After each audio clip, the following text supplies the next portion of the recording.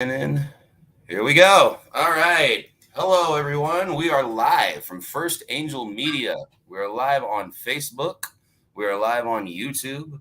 And we are also live on XRP's Facebook page. My name is Caleb Straus of First Angel Media, Soul Lunar Records, and The Death of Zenith. I am here on behalf of First Angel Media talking to the amazing Peter Cat from the band Playhouse. And his band has got a new record that is a real maturation of their previous sound. I won't go too much into that now. My full thoughts will drop in that review on Friday, but it's melancholy. It's slightly Americana. It's rustic. It's emotionally dark. It's bittersweet. It's a great listen. We're also going to talk about their music video that they just dropped for its lead single, Hell is a Long Way Down. And you've seen us share that from firstangelmedia.com. But first, I'm going to turn it over to the man himself to introduce yourself. Peter, tell us a little bit about yourself, what you do for the band, and how you got involved with Playhouse. Well, first of all, thank you very much for having us here. Our pleasure. We appreciate everyone like you who support independent artists and major label artists as well. Absolutely. Without you guys, we would be nowhere. We wouldn't have these opportunities. And a big shout out to all your listeners. Absolutely. Thank you for having me here. Okay, so what was the first question? So tell us what you do for the band and how you became involved with Playhouse. I am the lead singer, Mm-hmm. the lyricist, and I would say the principal songwriter. But we all write music and we all write songs. I'm just fortunate enough to collaborate with pretty much everyone in the band. So Cool. they call me somewhat the principal songwriter. Okay. So you kind of bring the initial ideas to the table and then you No, we people bring me music, Okay.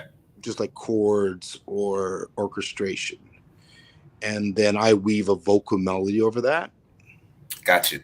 and then I write the words. I write 98% of the words. My bass player Danny and our producer Kevin, let's help me to change a word here and there. Sure. So that's my job, man. I'm also the master of ceremonies live. Ah, okay, cool. Awesome. Um, Um, so you sort of respond to pieces of music you're given as a storyteller and just kind of follow where that emotionally leads you. yeah, I also write music myself. Cool. I contribute music. I write songs by myself too that sometimes make it on the record. This time, actually, it a few songs of mine made it on. So Awesome. yeah,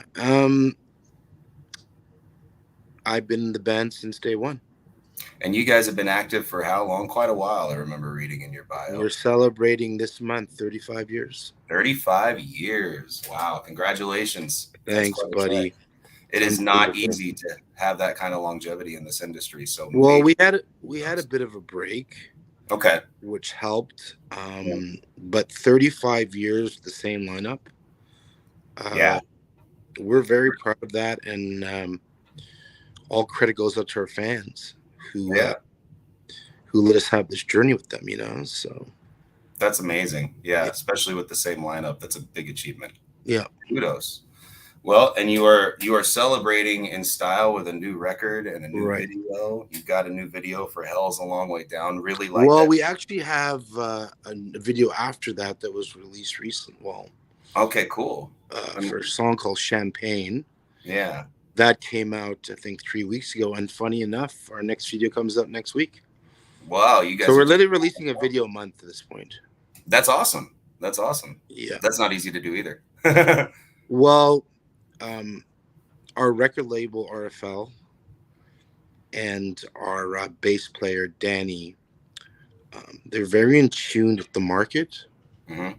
And it was planned this way that, in today's environment, people's attention span is shorter. Much. So we were noticing a lot of the bigger bands were releasing videos every month. Hmm. So we've gone down that trend, and so far it's worked in our favor. So Yeah. Yeah. yeah, Cool. That's awesome. Well, I really like the vibe of this record and of the video. And it's got, like I said, kind of a bittersweet quality to it. What sort of stories are you telling on this record? What emotionally are you? I know, like, I mean, the title "Dancing on," dancing dancing at at funerals funerals. Yeah, suggests, to me at least, kind of suggests, and I would say the music follows suit with this, a sense of celebration in a time of intense pain, or celebrating right. pain. Now, um, I guess it all goes back to the writing process of this new record, Hmm. which really kicked into gear, like high gear, like a month or two after the pandemic started. Okay. And what actually happened is, um, my bass player Danny, he sent me music, just the instrumentals, to two separate songs. One of them is called, which is are both on the album. One of them is called "The Storm," and one of them was "Hell's a Long Way Down." Okay. And I was trying to set both those songs, based in this, the southern part of America, like you said, rustic, Hmm. farmland, Memphis, Yeah. crossroads. I'm a big fan of Americana. I always have been. Yeah. I'm literally addicted to American culture, Wow.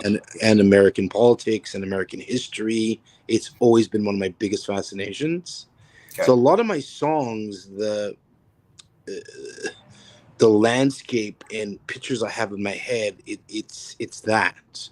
So the song "A Long Way Down" um, is actually based on a fictional story. So basically, I'm this I'm the sinner who's lived in sin and goes home to die in Memphis. Okay. And I'm in the hospital, and just I want to go to heaven. So they asked me if I want to see a priest. So they bring in a priest, but the priest who comes in happens to be my little brother, who I haven't seen in years. And I'm giving him my confessional, and he's just saying, you know, it's too late, buddy. Hell's a long way down. Okay. So Yeah. when I came up with that imagery, and then the imagery for the storm, which is about an abusive relationship on a farm somewhere in the South, that kind of created a picture or a direction of where I wanted the album to go. And around that time, my mom's sister died. Oh. And when we were discussing it, I brought up with her, I said to her, do people celebrate death? And in some cultures, they do. They dance, they celebrate it. And then right away, the title came into my head, Dancing at Funerals. Yeah. From there, the rest of the songs had a theme as we kept on writing the lyrics, and literally every song is either about death or heartbreak.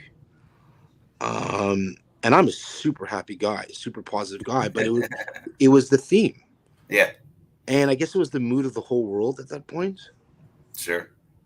And it just worked out perfectly because it's a lot easier to write about misery than happiness. Yeah. Um, and yeah, so you got it down. That's the album. It's very moody. Yeah. Yeah, Yeah. That's what I like about it. But there's always, like I said, that sense of celebration underneath of it, and kind of like, absolutely, yeah, kind absolutely. of trying to, like, life goes on. I mean, people Life goes die, on. relationships break apart, but life goes on. So yeah. Well, kudos on the video. And how would you say? And I'm not as familiar with your older material, Right. and for anybody with First Angel, watching on First Angel Media's outlets that may not be, how does this album differ from what you've done previously, whether in style or substance or lyrical content? What are some of the things that are different than what you've done in the past? Okay, well, let's to put this into perspective. I mean, in 1987, when we started this band, Mm-hmm. we're all barely turning 18, right? Right.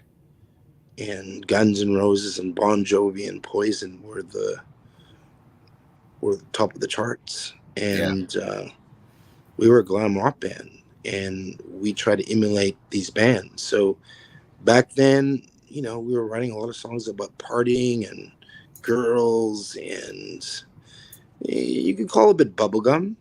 Okay. Um, and it was still as catchy. Mm-hmm. We did 2 records back then. In 1994, we were working on a third record that would have been a little more mature, for 23-year-olds. Sure. And then grunge came in, and we took a bit of a break. And then in 2015, after a bit of a break and getting back together, and we start writing a new record. Now, because we had been gone for a while, we didn't want to alienate people, our core base. So we end up writing this great album called The Rock and Roll Circus, which was uh, a lot more mature in terms of our songwriting and playing abilities. Mm-hmm. And that came out in 2018 to rave reviews. I mean, I don't know if have you heard the record? No, I haven't heard that one. I know of it, but I haven't heard it. Okay, so it's a really good record, but it's just a bunch of songs. There's no real theme to it. It's just a bunch of cool rock songs. Gotcha. And that did really well. But when we started making this record, I personally said to everyone, I said, I'm not 18 years old anymore, and my focus isn't that. I mean, I still know we're a rock band, and we're an entertaining rock band live. But I Yeah. said, for us to continue for the next 10 years, you know, I got to write about things I know about and things I believe about. And, I'm, you know, I'm not partying to 5 o'clock in the morning anymore and chasing girls, right? So Right. I'm writing more adult content, but it's still relatable to people of all ages. So, and the songwriting has really taken a huge, I don't want to say huge step, but a big step up. Yeah. Yeah. Cool. So, and we also, um, our producer Kevin Jardine, we consider him the sixth member, and he actually writes with us, or let's say he really fine tunes the ideas we have. Okay. Yeah. So Cool. yeah.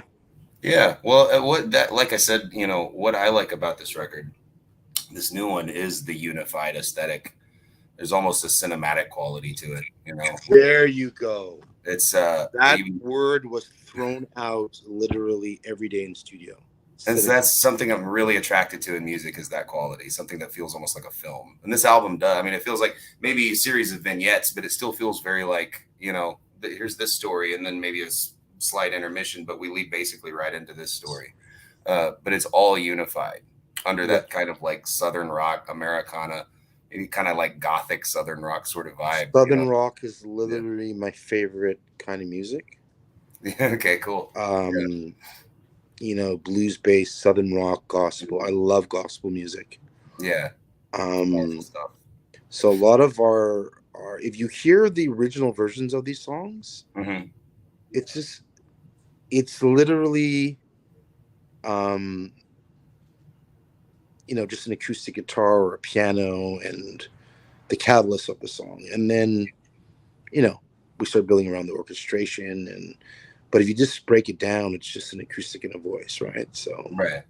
Yeah. There's a lot of lush production on this album, though, too. You speak of the orchestration. There's a lot of nuance, which I would imagine was, something as as you continue, you've been doing this for a while, there's something that happens more naturally and naturally in your music. But I can definitely tell, even without having heard your first couple of records, that this is a very like adult record. You know what I mean? The concerns are of a person who is roughly where we are in life, about halfway done. You spoke of like not being 18 anymore.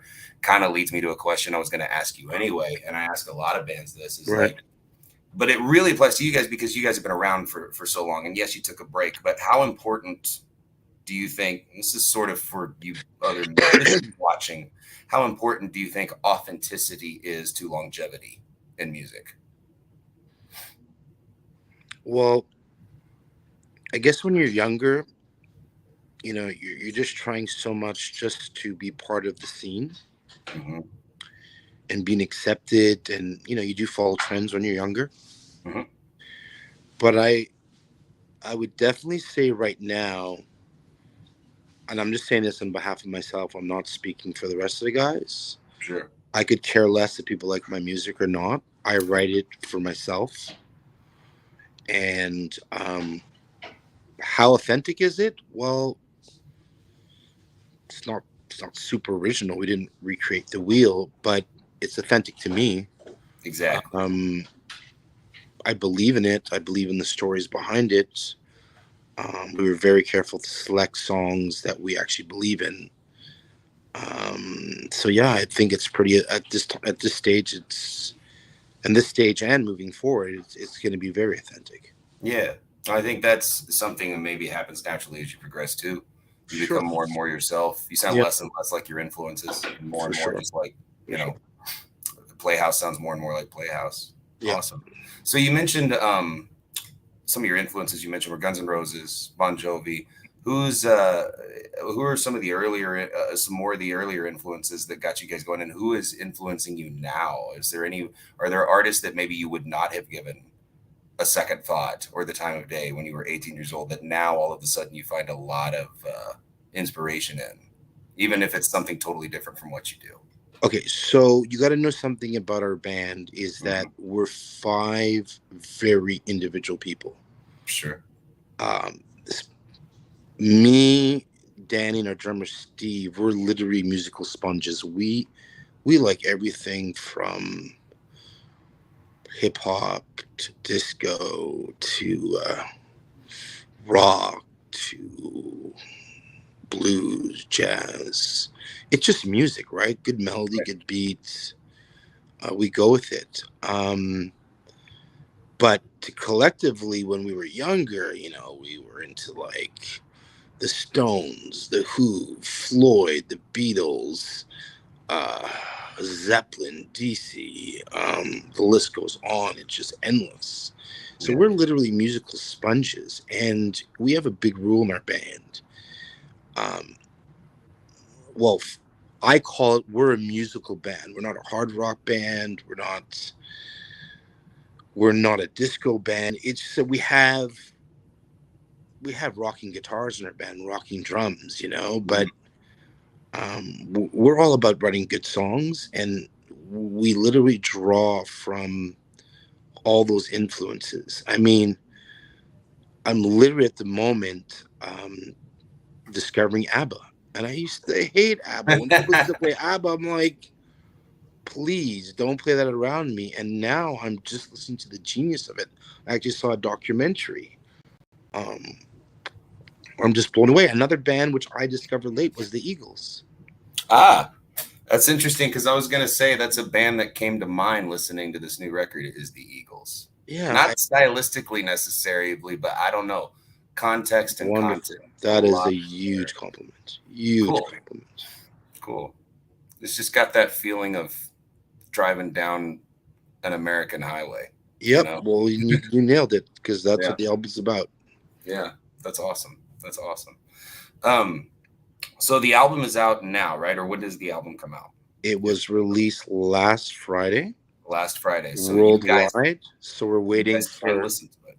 Cool. we're listening for everyone to get it, everyone to hear it for the review. I like to really know what the critics think, right? Yeah, yeah, And absolutely. listen, it was a long process. I won't lie. I mean, we entered the studio exactly on September 13th, 2020. Man, And the doesn't record that feel came like a out last lifetime week. ago? Gosh, it I feels like, know. So yeah, imagine they took a whole year to write it, and then we only went to studio in September 13th, 220, and the record came out last week. The yeah. pandemic slowed down things, but we were in no rush. And plus, we were shopping for a deal, Hmm. and how we got the deal with RFL is a whole nother story, which is, man, it's just weird how that happened. So, Okay. if you want to Well, hear it, yeah, we definitely want to hear that story. well, I come up with a lot of harebrained ideas Okay. all the time. And the bass player in our band, Danny, we've been best friends since we were 7 years old, kindergarten or first grade. Cool. So he's literally the only person. I'll throw out 10 ideas and he'll go, no, no, no, maybe. Let's discuss that. So I called him up, I think, in September 2019. I said, let's record Little Drummer Boy for Christmas. Hmm. Have you Okay. heard it? No. Oh, we do this killer version. Definitely So want to I hear. thought I was getting, like a lot of my calls with Danny, I Hmm. prepare myself to give him all the angles before he says no to me. Hmm. Um, and I called him and he just went, okay, let's give it a shot. So we ended up recording a rock version of Little Drummer Boy and we released it for Christmas with a video, which was a smash hit. 2 years later, October 221, a gentleman called Steve Minton reached out to me. He owns a radio station. He has a radio show. And he's like, I just, and I was like, wonderful. Enjoy. Then he reached out back to me and he said, can we use it as our December theme song? Well, yeah, no problem. And I said, did you hear our other music? So I send him links and he's like, wow, this is really good. And I said, listen, I'm not supposed to do this, but do you want to hear our new record? No one's ever heard it. So I sent him a private link. And a few days later, he reached out. He goes, I have a label that would probably sign you guys. Now, we were shopping at that time, and we had 5 different offers on the table. And literally within, I think, 2-3 days, he came back to me. He's like, wow, the guys at RFL Records heard the album, and they're freaking out. And negotiations started in December last year, and we signed in March. Amazing. And Yeah. what made you go with RFL as opposed to any of the offers you had? Okay, that's a great question. So all the other companies was all about numbers. Okay. How many numbers? This, and that, and fair enough. But RFL came to us with all these other questions. How many songs you have? What are they like? What do you guys plan to do? What's the band like? Can we speak to you as a collective? It was very personal. Are you going to do more than one record with us? Can we build this together? Hmm. And it was so different. It was like they were prepared to um go on a journey with us. And even though maybe some of the offers are a little more lucrative, we wanted to build something with someone. So um yeah, we went with them. The feeling was just right. John and Doug, amazing guys. That's And they awesome. have an amazing team with Sam and Sean. So That's yeah, really nice. Those questions they asked you are definitely indicative of a label that cares about the art and cares about, absolutely.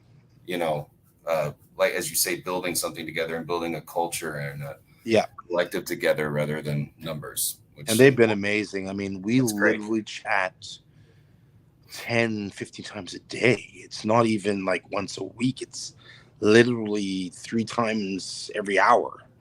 This That's is great. happening, that's happening, this is going on, this is, let's do this, let's do that, let's try this. It's literally hands on 7 days a week. Excellent. It's cool. I'm glad you guys found that.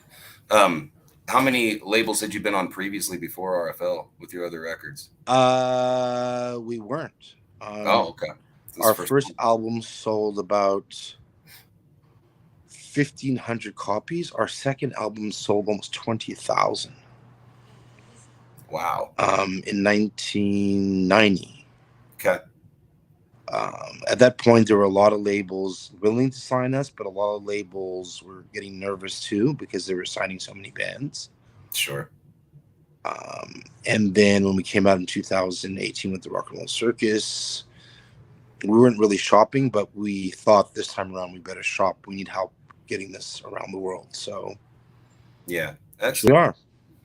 And coming back in 2018, there's quite a lot's changed in the industry from the early 90s to that point. What did you find was better and or worse about working in music, and You there? especially marketing your brand and your content in a much different world? And do you have a preference between then and now, or is it a mixed bag? What's different for you? Well, it depends who you ask in our band. Hmm. I prefer then, Okay. just because then, I mean, we had a show. You'd go out with 5,000 flyers, Hmm. and you'd be up to 4 in the morning going to clubs, handing out to people, Hmm. interacting with people. There was no internet, there were no cell phones. You really have to work the market, but people were really interested. There wasn't music wasn't something you can get everywhere or download for free, or the whole vibe. Have you ever seen the movie Rockstar? Yeah. Like, people watch that movie in amazement, and we literally go, "That was us." We literally lived that. Yeah. Yeah. Now and back then, bands were selling millions of records. The fact that we almost sold 20,000 of our second record wasn't. It was amazing, but it was still. It was something. It was something. Now today, move fast forward.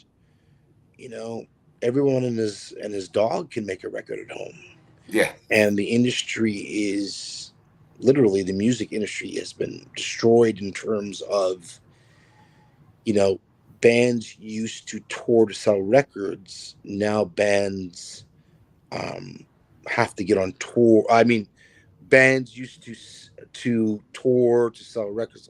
I'm confused, but anyways, you know what I mean. I know what you mean. Today you don't sell records. Right. Yeah. You It's almost go more out and like you a make your calling money card. off your shows and your Yeah. merch, Yeah. Yeah. just Exactly. because you can get the music for free. I mean, the fact that we even released a record, some people say it's insane. But we're still old school, and we Yeah. want the whole record experience for our fans. So today's a whole different animal with the internet, and yeah, in some ways it's easier, but in a lot of ways it has taken away from the magic. You know what I'm saying? Yeah. The market's flooded. Yeah. Yeah, Yeah.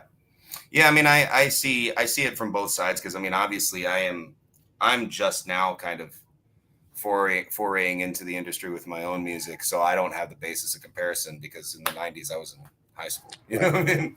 But I definitely see the pluses and minuses. The minuses being is things are a lot less personal when you're interacting with fans because most of it's done online.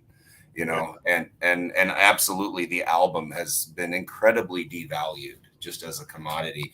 And I think that's one thing that still has me stuck back there too is I'm an album guy, which is why I like dancing at funerals so much because it is an album. It is a cohesive statement.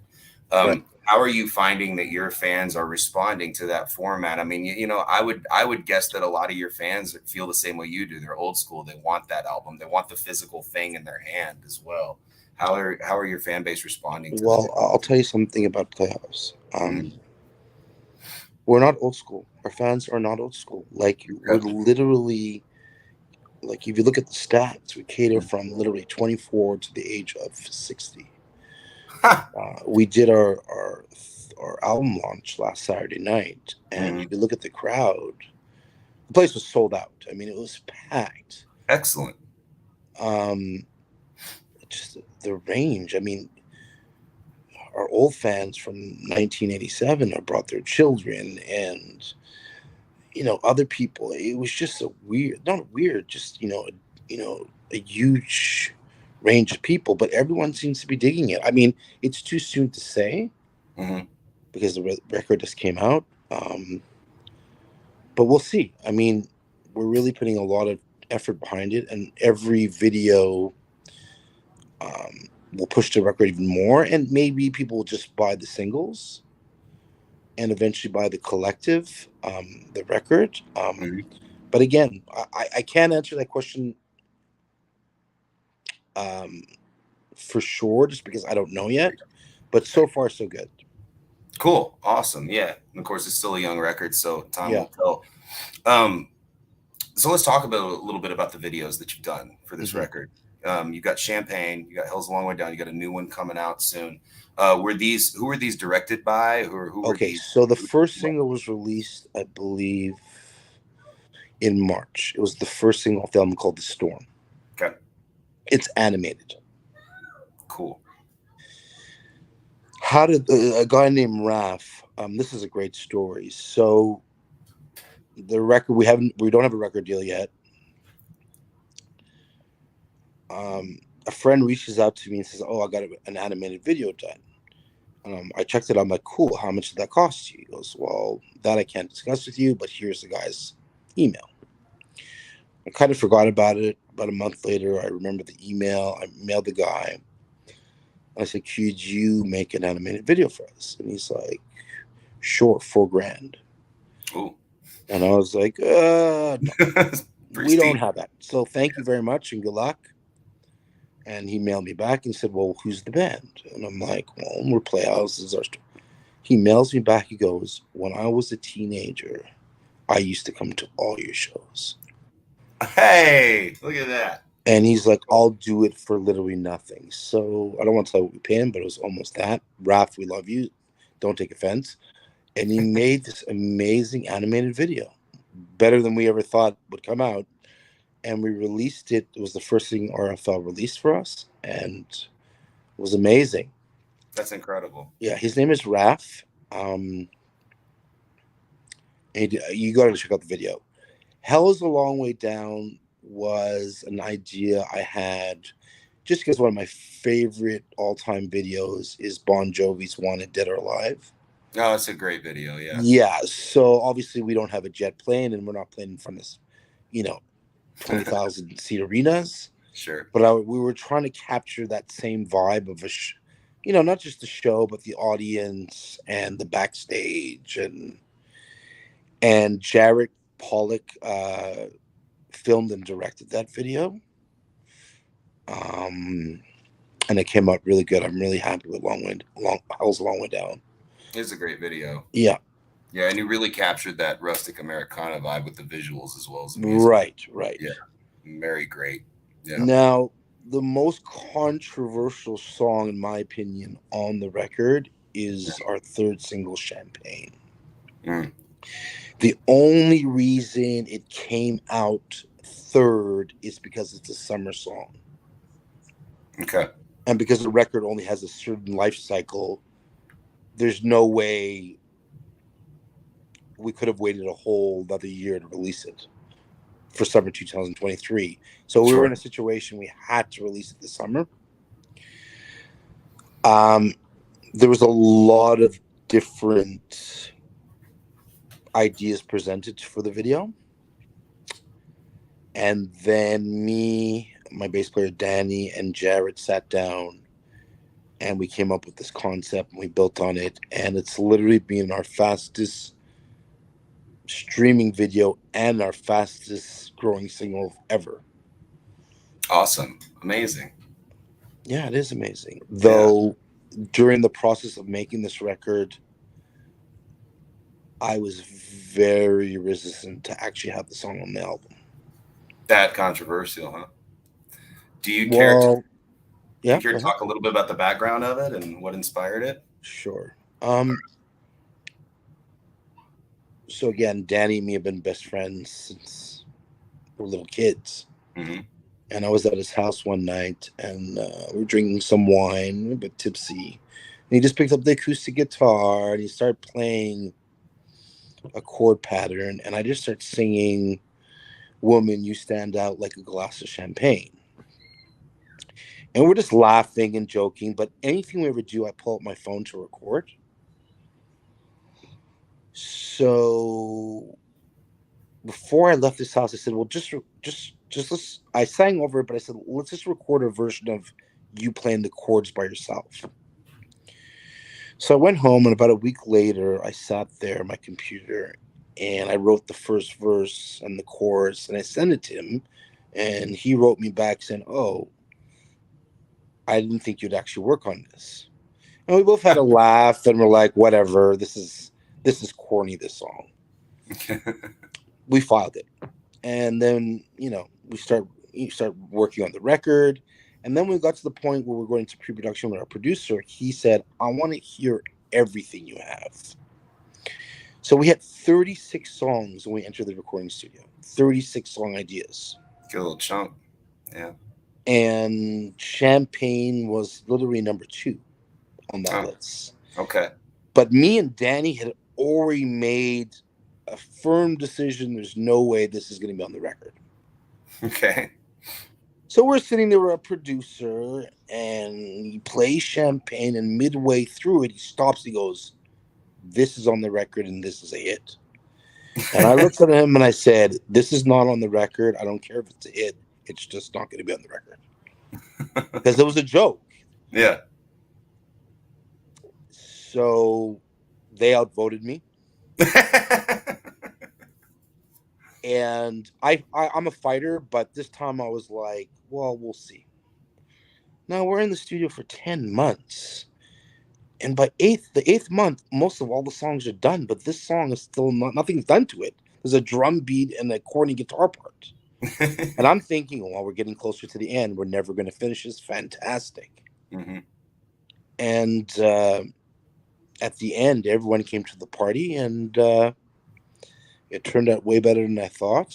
And now it's on the record and one of our biggest songs ever. So Yes.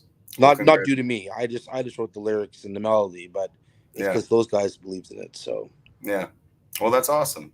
mhm. That's awesome. Hopefully, you're happy it made the cut now. Well, it's like it's one of my babies. Like all Yeah. of my songs are my babies. That's just another one of them. So Yeah. I completely understand. And sometimes it can, some babies can be easier to kill than others, though. sure, absolutely. Some babies you do have to have your arm twisted I before mean, you you're a pick them. songwriter, right? What's that? Yes, I am. Mhm. Yeah, you know the vibe. Yeah, You know how absolutely. it goes. Yeah, absolutely. Yeah, there's plenty of songs I almost never released that I look back on now and go, "Gosh, I'm really glad I released that." Whether they Right, were just too vulnerable or too, right, like you right. say, I felt like it was too cheesier at the time or whatever. Right, right, Yeah, right. I complete. still think it's a bit cheesy, but people seem to really like it. So, Well, awesome, awesome, mhm. cool. So road plans for our listeners that may be able to catch you guys live if you're going anywhere near them. Are you guys planning a Okay, tour? so we've already done about. We're not a touring band anymore, just Okay. because back in the '80s and '90s we toured. Yeah. We were doing 200 and something shows a year.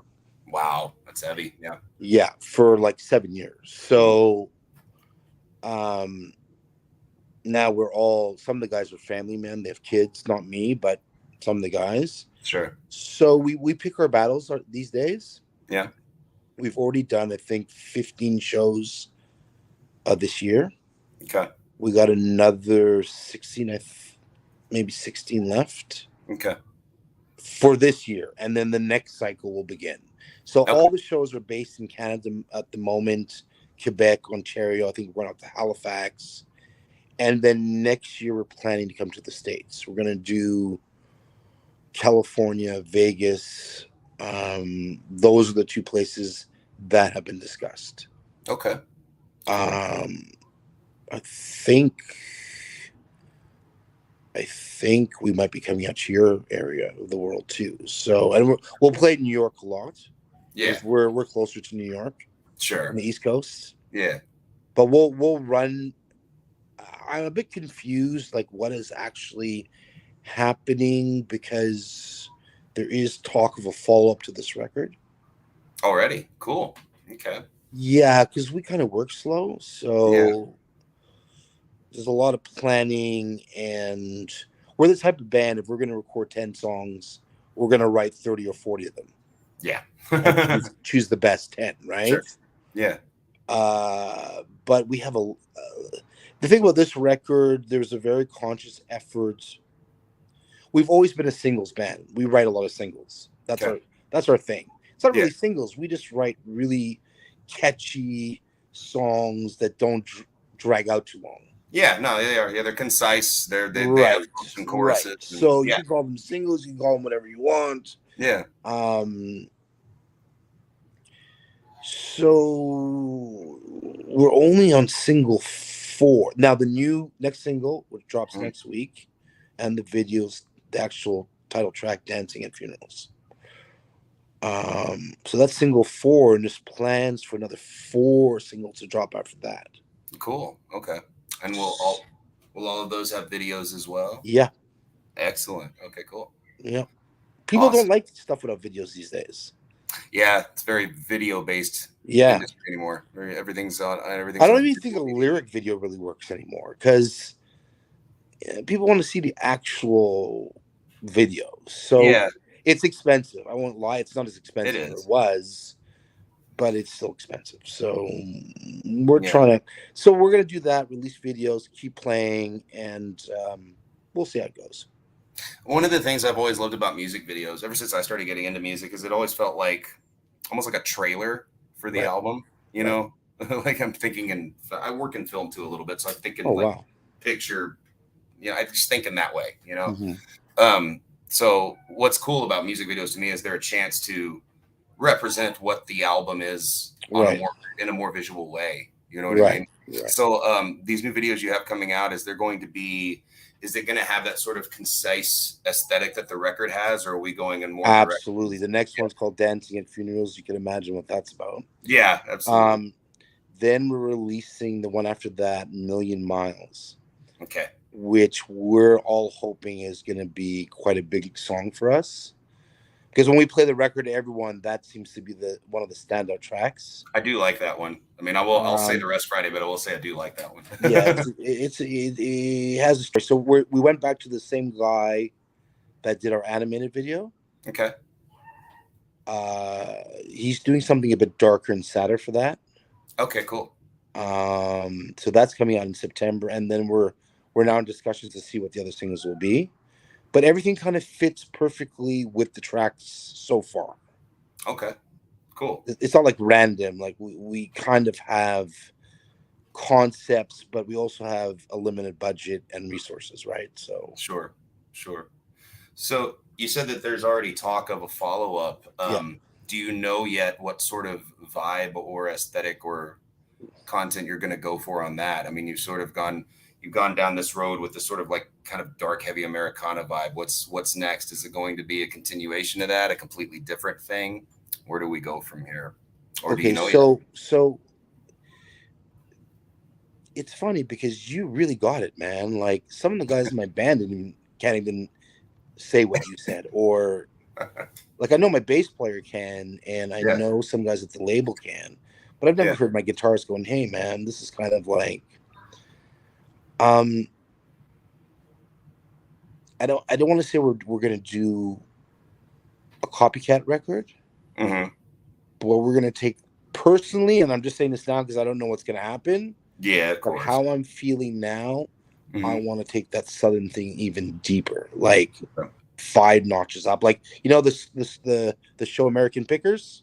Hmm. Heard of it? Yeah, yeah, It's literally gonna be like I've been listening to a lot of Skinner at the moment, a lot of Eagles. My favorite song, one of my favorite songwriters of all time, is John Cougar Mellencamp. Um, at the moment, I would like it to be, and again, I'm just a singer. Um, I would like it to be a gospel rock album somehow, like Oh, amazing. even more cinematic. Yeah. Like cinematic but widescreen. You know Yeah, what I no, I mean? get it. I get it. I don't know. I could hear just from hearing this record, I could hear you guys, if it were ever possible, hooking up with an actual gospel choir Yeah, just to do some background vocal would just be absolutely. huge and Yeah, insane. Sound amazing. Yeah. yeah. Yeah. Maybe you'll sing some backup on it, man. Hey, yeah. Send me something else. We'll make sure we'll do that. Sure. Bury my layers in there. Absolutely, Well, it's cool. Yeah, I don't know. Like, when I listen to music, I think, like I say, I think of it very visually. I think part of that is because I'm schooled in like directing and world building and that world. I'm not schooled in music. I'm self taught. So like, well, not completely self taught. I did take lessons when I was much younger, but I've lost even the ability to read music. So I think of it more in terms like, hey, play that lick like it's like Humphrey Bogart standing under a street lamp, but it's in black and white. You know what I mean? Like so, we're exactly the or same. this drum beat needs to sound like you're in the middle of a jungle. Because I can't really communicate in terms of like. Not one person. I think our Yeah, bass player kind of knows a bit. That's how we write every song. We call yeah, it catching. We call it catching lightning in a bottle. yeah, yeah. I Like, completely get that. um, we have no clue how to do it. Like, we just, we do exactly what you just said. Yeah. Okay. Cool. That's because that's how I write music. I mean, I think of almost a picture to score to. For sure. Yeah, if that sounds familiar to you. Yeah. Cool. Absolutely. Yeah. Well, awesome. We really appreciate you being with us today. Is there anything else that you want to say to your fans, to our fans? Anything else you want to promote, push? Well, I would like to say something we didn't touch on. When I say we're an amazing live band, I kid you not. We're literally, it's like watching Guns N' Roses meets U2. That's literally with a bit Even of from the Queen. video, that's accurate. Yeah. We're a show band, Yeah. and we learned how to do that from our glam days. Hmm. So, what I'd like to say to everyone: if you can catch us live, catch us live. Yeah. But go buy the record because you're going to hear a lot of great things, a lot of easy listening. You'll be singing back the songs.